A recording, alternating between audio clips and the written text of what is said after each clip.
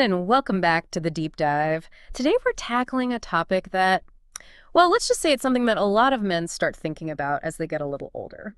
It's those, those bathroom trips, those frequent bathroom trips, the weak stream, that feeling like you can never quite empty your bladder. Right. Often due to benign prostatic hyperplasia, BPH for short. Yeah, BPH, it's very common. So we're diving deep into the AUA guideline on managing these lower urinary tract symptoms. Yeah. And it was updated just this year. Mm-hmm. So it's got the latest and greatest recommendations for both patients and providers. It really does. It's a great resource for folks. So, I think a lot of guys might just assume that these symptoms are just like a normal part of aging. Right. And there's not much you can do about it. Yeah, you hear that a lot.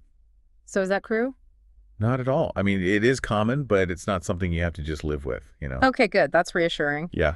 But before we get into solutions and stuff, what exactly is going on in the body with BPH? Well, it all starts with the prostate. Okay. This little gland that sits right below the bladder. Uh-huh. Its main job is to produce fluid that kind of nourishes and protects sperm. Okay. But as men age, this prostate can start to grow. Mm-hmm. And that's what we call BPH. So it's just a matter of the prostate getting bigger. Pretty much. But is that always a problem? Not necessarily. Oh, No. okay. I mean, a slightly enlarged prostate might not cause any symptoms at all, Oh, okay. But if it grows enough to press on the urethra, that's the tube that carries urine from the bladder. Right. That's when those LUTS, those lower urinary tract symptoms, start to kick in. Ah, so it's like kinking a garden hose. Exactly. You restrict the Yeah, flow. makes sense. But it's not just the blockage, you see. Oh. The muscles in the prostate can get overactive too. Okay. And that squeezes the urethra even more. Mm-hmm. It's like a valve that's constantly being tightened. So it's kind of a double whammy. Yeah, you could say it. Makes those symptoms even worse. Exactly. But how do you know if it's BPH causing the problems and not something else? Right. Good question. Yeah. That's where that initial evaluation is so important. Okay. The AUA guideline really stresses this. Yeah. It starts with, a good conversation about your symptoms, your medical history, that kind of thing. So the doctor's really trying to get the whole picture. Absolutely. Then they'll do a physical exam, Okay. which might include, a digital rectal exam to actually feel the prostate. Okay. Yeah. Not everyone's favorite, but. I know, but it's quick and it's important. Okay. And then they'll probably have you fill out a symptom questionnaire like the IPSS to figure out how bad your symptoms are. And, of course, the urine test, the classic. Oh, absolutely. Got to rule out other things like a UTI or diabetes. Right. Rule those out. All those pieces together help figure out what's really going on. It's like detective work. It really is. Gathering all the clues. So let's say it is BPH. What happens next? What are the treatment options? Well, the good news is there are a lot of ways to manage BPH. Okay, good. And the guideline does a great job outlining them. Mm-hmm. But even before we jump into medication or surgery or anything like that, let's talk about things you can do on your own. Lifestyle modifications. Oh, okay. I'm all about that. Yeah. Taking control of your health. What kind of changes are we talking about? Well, simple things you can fit into your day. Okay. For example, think about how much you're drinking before bed. Interesting. Yeah. Because, I do get up a lot at night. Yeah, that's a common complaint with BPH. Okay. So try cutting back on fluids a couple hours before bed, see if that helps. Okay, easy enough. Also, maybe limit caffeine and alcohol. Right. They can irritate the bladder, make you pee more. Good to know. Another thing that might surprise you, staying regular with bowel movements can actually help. Really? Yeah, constipation puts pressure on your bladder. Ah. Makes those LUTS worse. So fiber, plenty of water. Exactly. And exercise is never a bad idea. Never a bad idea. Keeps you healthy overall. Right. And might even help with BPH symptoms.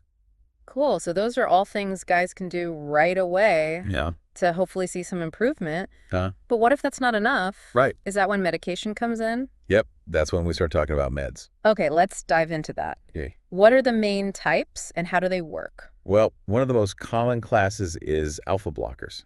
They relax the muscles in the prostate and the bladder neck to make it easier to pee.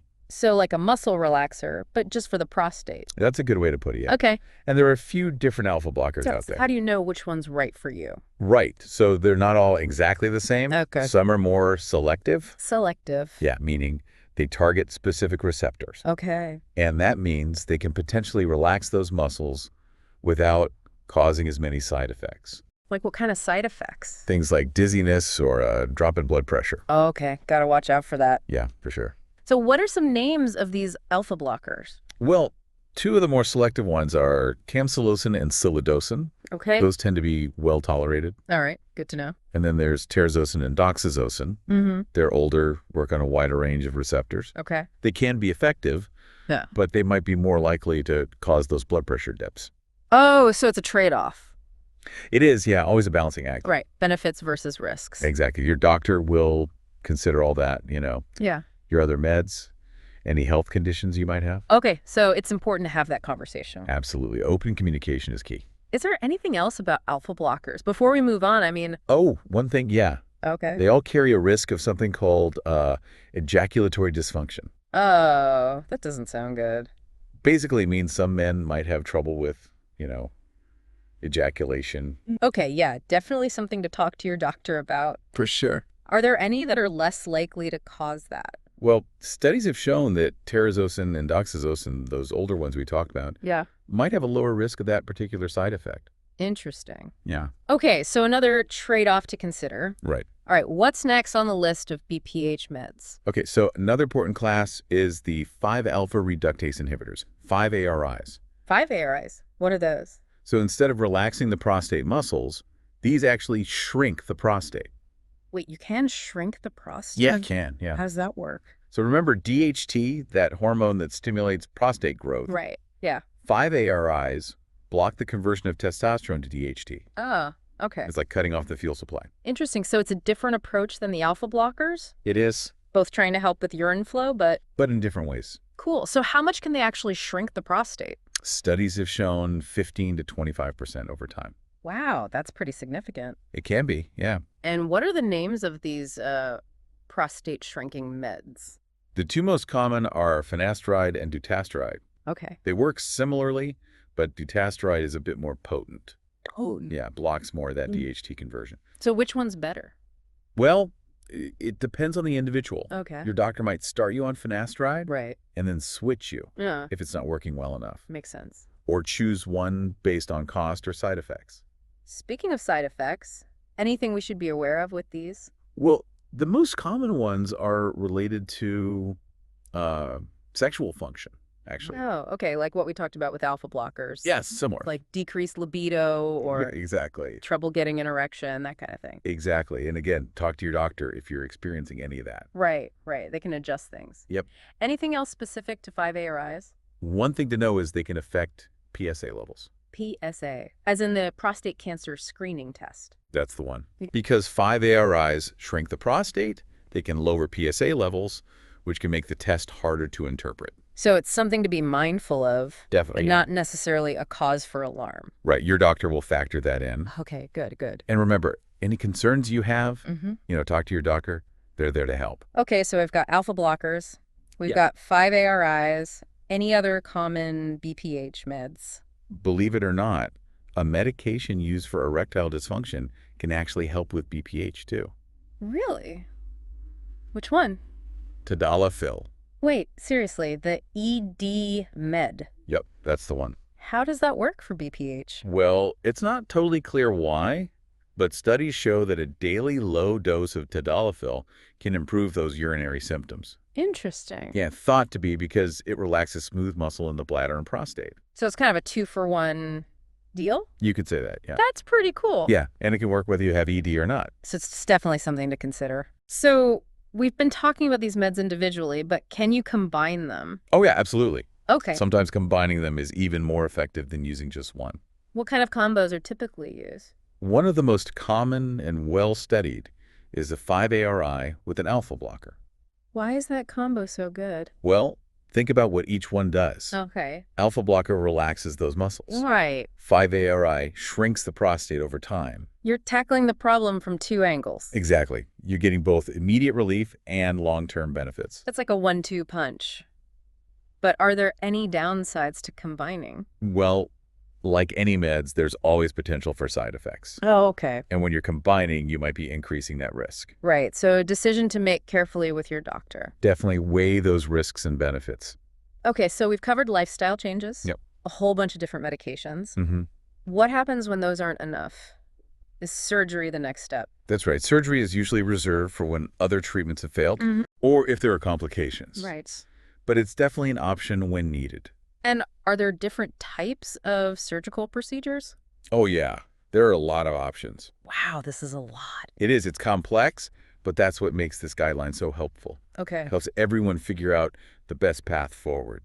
Well, before we jump into the world of BPH surgery, Sure. I think we need a little break. Yeah, sounds good. We've learned a lot about the basics, We have. the evaluation, the medications. Lots to process. Lots to process. But we're just getting started. Okay, buckle up, everyone. There's more to come. There's a lot more to explore in the world of BPH. Definitely. For sure. All right, so we were talking about surgery for BPH. Yeah, when all those other options, the lifestyle changes, the meds, when those just aren't cutting it. Right, exactly. So surgery, is that always the next step? Not necessarily, no. Right. It's usually reserved for specific situations, you know? Like what kind of situations? Well, for example, if you're having complications from BPH, like, say, recurring UTIs, bladder stones, or even kidney problems, Oh, wow. Okay. then surgery might be necessary. Those sound pretty serious. They can be, yeah. And I guess sometimes, even with meds and lifestyle changes, Mm-hmm. the symptoms just don't go away. Right. Some people just don't get enough relief. So in those cases, surgery might be the answer. It could be, yeah, a more lasting solution. So it's about finding the right solution for each person. Exactly. Individualized care. So when it comes to BPH surgery, what are the options? Well, there are a few different approaches, Okay. but the one that's been around the longest, Mhm. often considered the gold standard, Okay. is TRP, TRP, right? That rings a bell. Yeah. What does that stand for again? transurethral resection of the prostate. Okay, transurethral. So they go in through the urethra. That's right. No big incisions or anything. Nope, it's all done through the urethra. And so how does that work? They use this tiny instrument called a resectoscope. It goes in through the penis up into the urethra Uh-huh. and has a little loop that uses heat to shave away the excess prostate tissue. Wow, they can do all that through such a small space. It's pretty amazing, right? Technology has come a long way. Yeah, for sure. Now, with TRP, there are two main techniques, Okay. monopolar and bipolar. What's the difference? They both achieve the same goal, but bipolar TRP, Mm-hmm. it tends to have a lower risk of bleeding and other complications. So it's safer. Generally, yes, but the choice between them really comes down to the surgeon's expertise. Okay, their preference. Exactly. So 2PO is a well-established option, I get that. Mhm. But I know there are other procedures for BPH. Right, there are. What else is out there? Well, for men with very large prostates, a simple prostatectomy might be a better option. Prostatectomy, that sounds more intense. It is, yeah. Than TURP. I mean, It is more involved, for sure. so what's the difference exactly? Well, a prostatectomy involves removing the entire prostate gland, Oh, wow, okay. not just a portion of it. So it's a bigger surgery. It is, but it can be very effective. Okay. But remember, any surgery has risks, Right, of course. potential complications, so it's a decision to make carefully.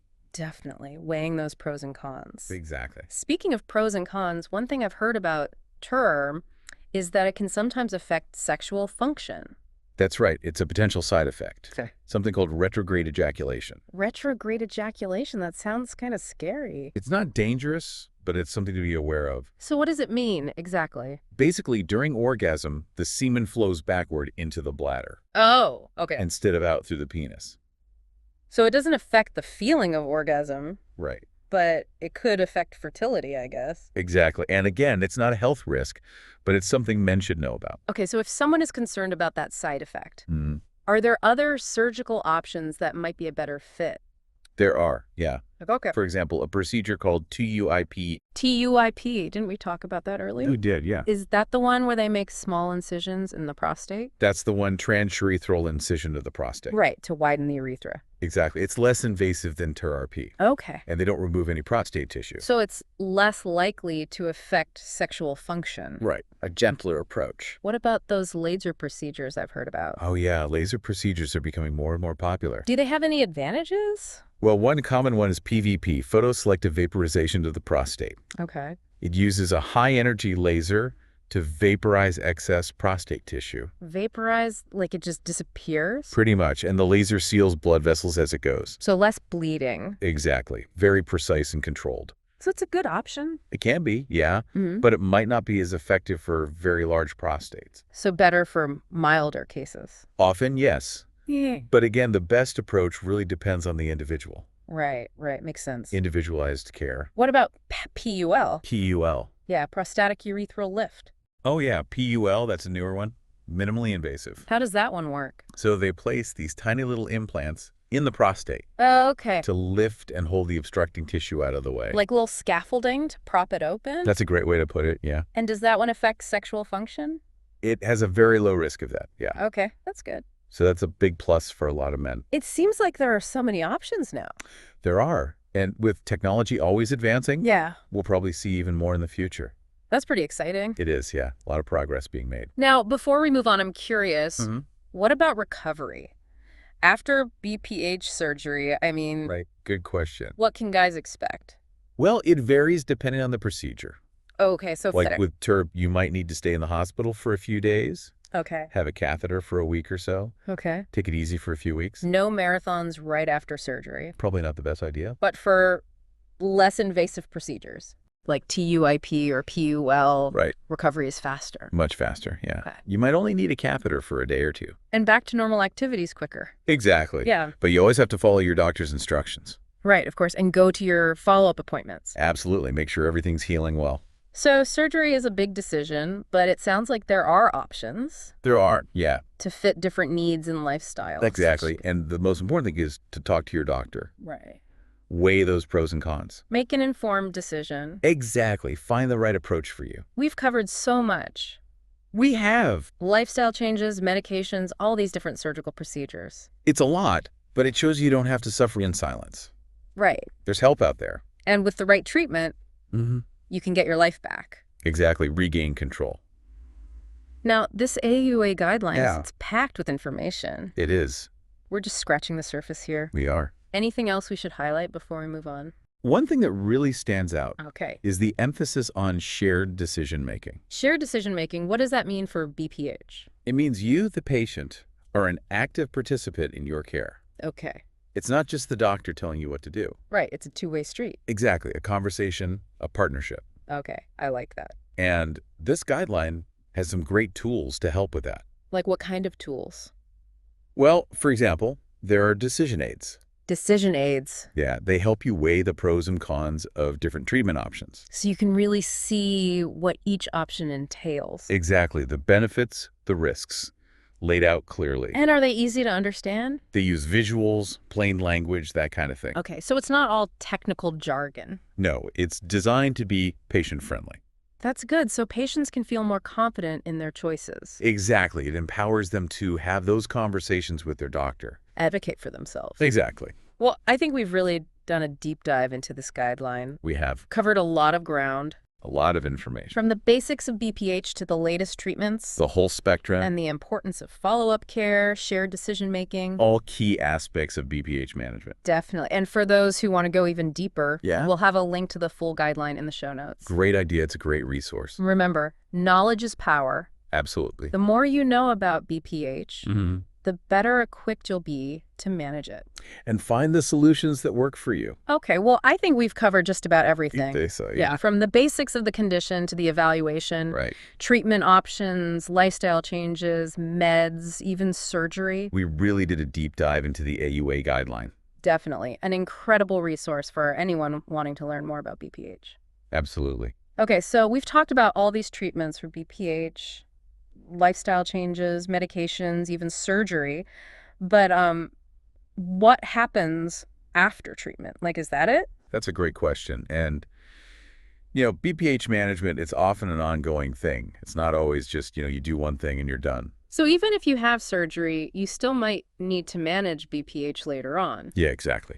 The AUA guideline, it really stresses the importance of follow-up care and, keeping an eye on things no matter what treatment you choose. Okay, that makes sense. So what does follow-up care usually involve? Well, after you start treatment, whether it's meds or surgery, your doctor's going to want to see you back in a few weeks just to check on your progress, see how things are going. So what are they checking at those follow-up appointments? Well, first off, they want to know how you're feeling. Are your symptoms getting better? Are you having any side effects from the treatment? So it's really important to talk to your doctor, let him know what's working and what's not. Exactly. Communication is key. And they might, repeat some of the tests they did at the beginning, like the symptom questionnaire or a urine test, just to compare. Yeah. And what if things haven't changed? Or the treatment isn't working as well as you'd hoped? Well, that's why those follow-up appointments are so important. It gives your doctor a chance to adjust the treatment plan if they need to. So it's not like you're stuck with one treatment forever. Right. There's room for, adjustments along the way. You find what works best for you. Exactly. So we've talked about the different treatments, how to decide what's right for you, the importance of follow-up care. Is there anything else that really stands out from this guideline? Any, big takeaways? One thing that really struck me is the focus on shared decision-making. Shared decision-making. Yeah, it's about the patient and the doctor working together as a team. Yeah.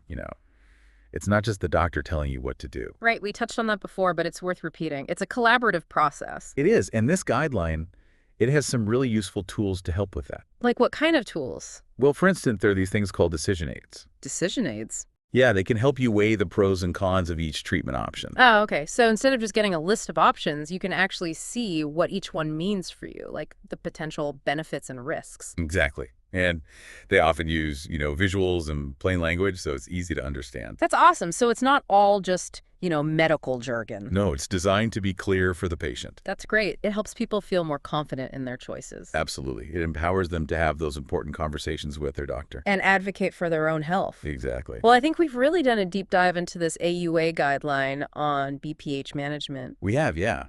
Covered a lot of ground. We talked about what BPH is, how it's diagnosed, all the different treatment options. The latest research, yeah. And we talked about follow-up care and, why shared decision-making is so important. All crucial stuff. Definitely.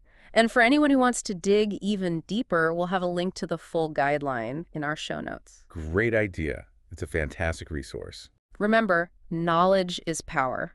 The more you know about BPH, the better you can manage it. And find what works for you. That's right. Thanks for joining us for this deep dive into the world of BPH. We'll see you next time on The Deep Dive.